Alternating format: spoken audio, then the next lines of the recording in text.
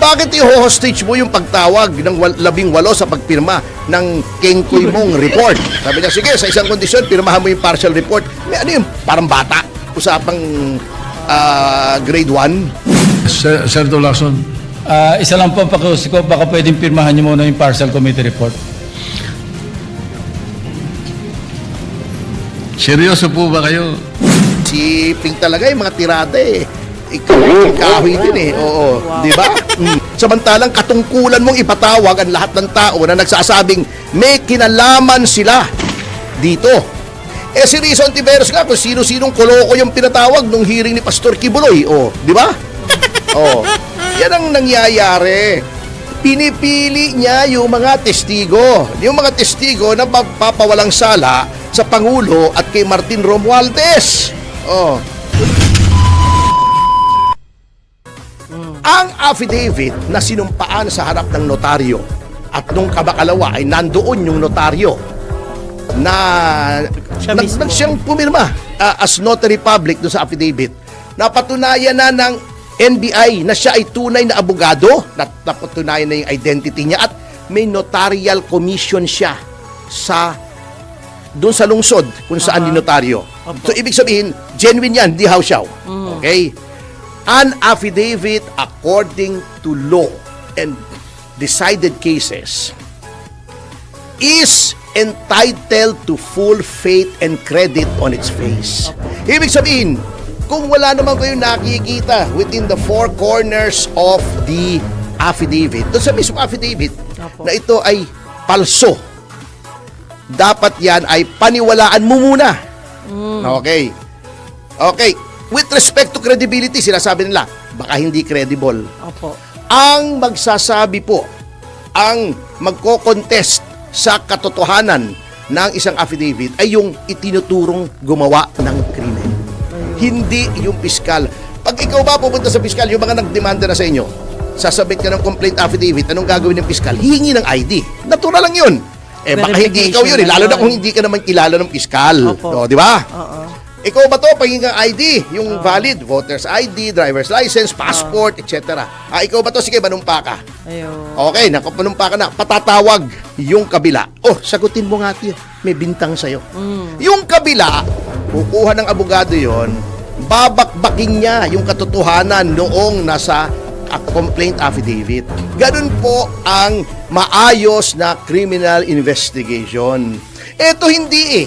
Ang naging tumatayo ng abogado nung mga itinuturo, NBI, yung investigador.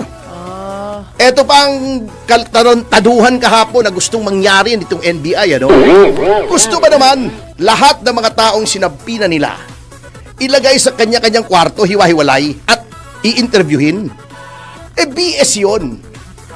Parang sila ang akusado. Oh, anong kalukuhan yan? Baliktad. Baliktad nga eh. Kaya nga, umalma si dating congressman Mike Defensor.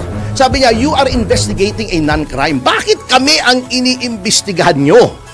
Bakit hindi yung itinuro? Kunin nyo yung identity. Tapos, di ba? Then, hindi ko malaman kung ipatatawag o hindi. Tumayo nga ako, sabi ko, pagkatapos ba nito, patatawag nyo yung kabila? You answer me, yes or no.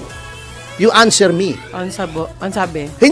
Kung hindi ko papinilit, sinabi nila, sige, kung kailangan patatawag namin. Ibig sabihin, very clear na pinoprotektahan nila. O, di ba? Eto pa, nakakatawa. Pinatawag nila si Mike Defensor. Opo. Bakit? Kasi daw yung isang sasakyan na nung nag-press con ang mga 18 ay ginamit yung isang sasakyan ni Mike Defensor. Eh, ano ngayon? Bakit tinanong ko, gusto niyo ba, ano bang gusto niyo? I-establish daw yung identity ni Mike Defensor.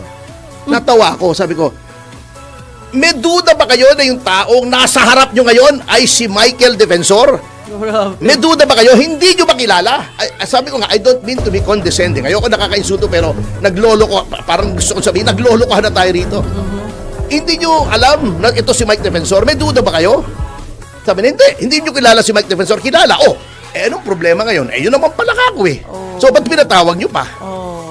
Bago yung sa asawa, ayaw pang sabihin yung purpose. Ang purpose is, since yung sasakyan ay rehistrado sa pangalan ng asawa, pinatawag to harass.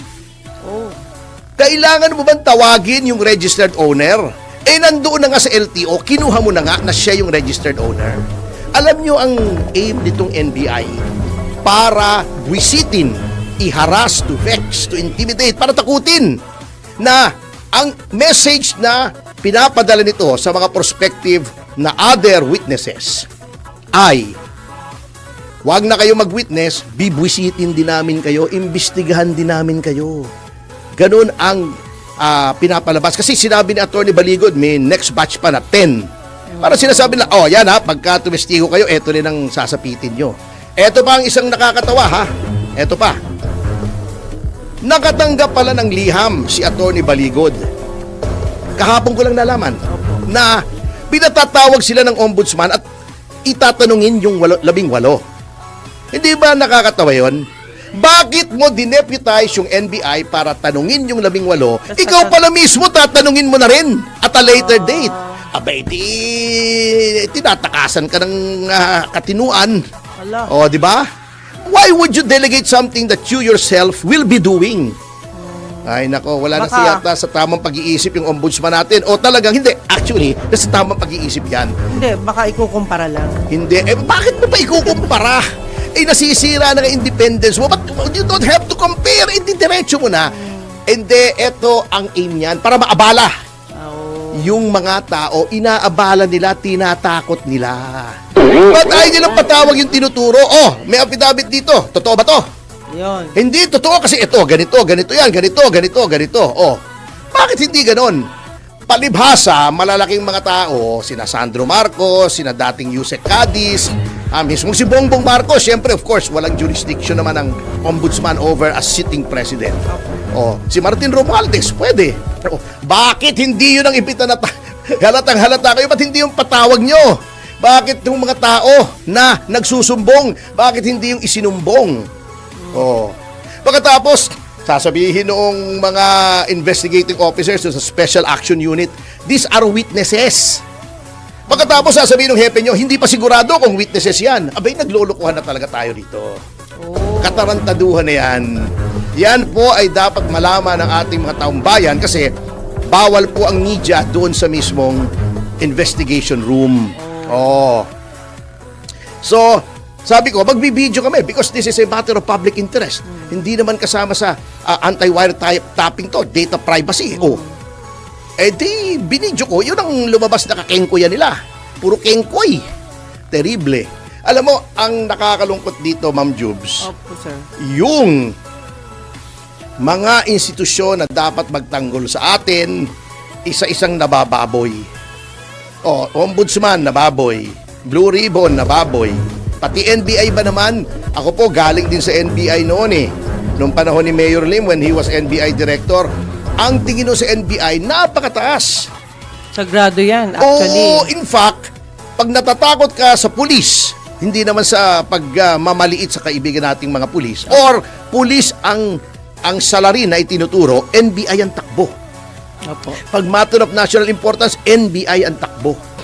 Hanggang ngayon naman, ang NBI ay binubuo ng mga tao, mga babae at lalaki na may mataas na antas ng profesionalismo.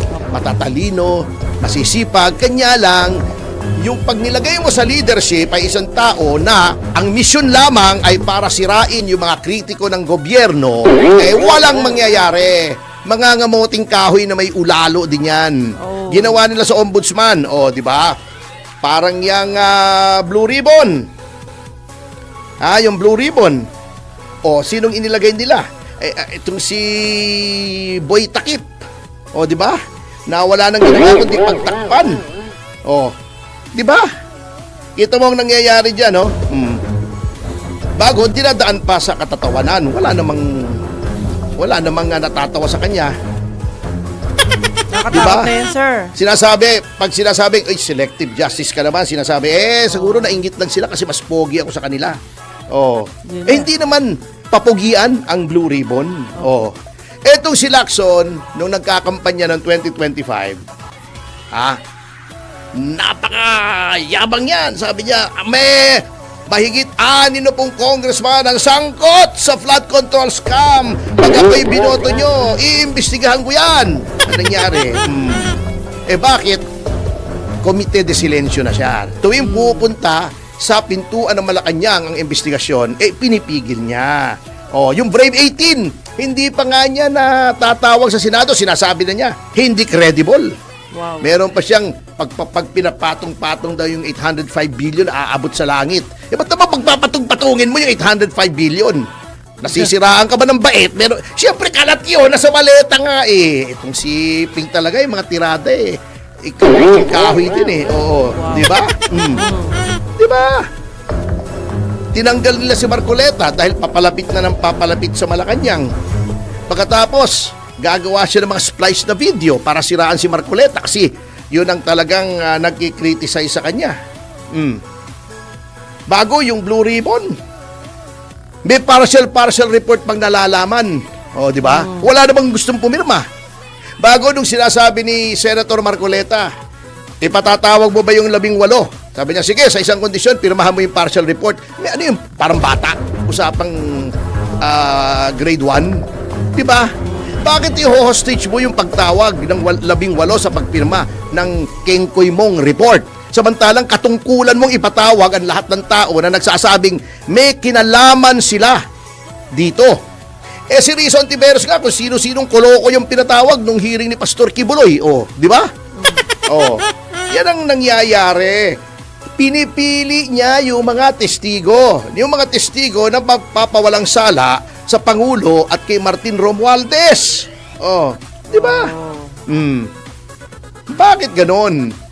Yun ang malaking problema rito. Pagkatapos, ang NBI, yung tao na inakusahan ng rape, yung sa si Patidongan ba yun?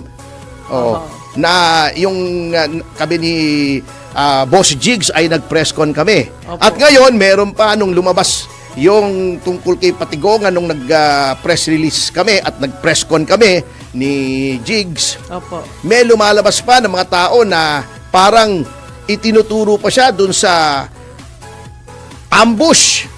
Hindi naman namatay yung mayor ng Darobo sa Surigao del Sur. Yan ang mabigat. Yung mga tao na tinuturo na may kasalanan, binibaby nila, pinoprotektahan nila. Yung mga nagtuturo ay yun ang binibwisit nila. Sino pang magsusumbo ngayon? Yan ang masakit, nasisira yung mga institusyon. Anyway, Ma'am Juice, bago tayo mag-break ay pa-shoutout nga. Ano yung may nagpapa-shoutout po rito? Ayan. I-shoutout natin, De Leon Victor. Napakabagal ito si Victor Bigla. Naku. Pero attorney regards daw po sa inyo sabi ng mga bisita kagabi sa Heritage, sila Manila Rotary Club. Ganun ba? Grupo yung original ba itong Original Manila po. Rotary Club? Opo. Oo. Sabi Eto. extend daw yung regards. Ay, oo, sayang wala nga ako roon at may mga meetings tayo. Pero mamaya ay dadaan po tayo at tayo po ay makikipaglibing. Anyway,